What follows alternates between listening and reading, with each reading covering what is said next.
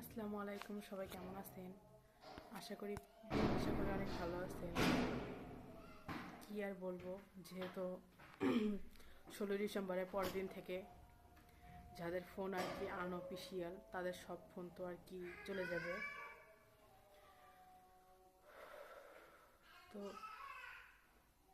আমার ফোনটা আর কি একজনের থেকে 2000 টাকা দিয়ে কিনে নেওয়া হয়েছিল আর কি। 2000 টাকা কি আর বলবো, অনেকে হয়তো টিটকারি মারতে পারেন।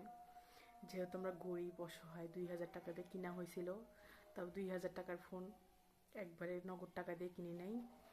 আপনার 3 মাসে শোধ করছি 2000 টাকা। এখন আমিও জানি না তার ফোনটা এখন আনঅফিসিয়াল না অফিসিয়াল। এখন আল্লাহ জানে কি হয়, কপালে কি আছে, কারণ ফোন কেনার সামর্থ্য নাই। আমাদের এখানে ইজতেমা হচ্ছে, আগামীকাল থেকে শুরু হবে রংপুরে। তো জানেন তো সবাই, আমি রংপুরে থাকি। তো এখানে ইজতেমা শুরু হচ্ছে, আমার অনেক আশা অনেক শখ ইজতেমায় যাব, সে সামর্থ্যটুকু নাই, আল্লাহ আমাকে দেয় নাই। সারা জীবন শুধু কষ্টই পেয়ে গেলাম, নিজের শখ আশা তো কোনো সময় পূর্ণ করতে পারলামই না। এখন এই ফোনটা আর কি বলবো,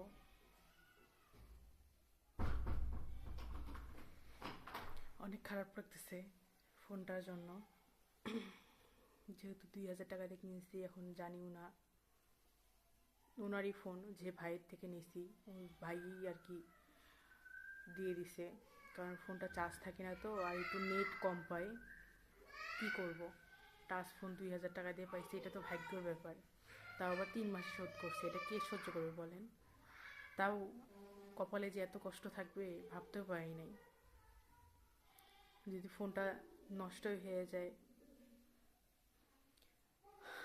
ভালো থাকবেন সবাই। আপনাদের কাছে শেয়ার করতে ইচ্ছা হইল, আপনাদেরকে আপন মানুষ ভাবি, সেই জন্য আপনাদের কাছে শেয়ার করলাম। ভালো থাকবেন, সুস্থ থাকবেন। আসসালামু আলাইকুম।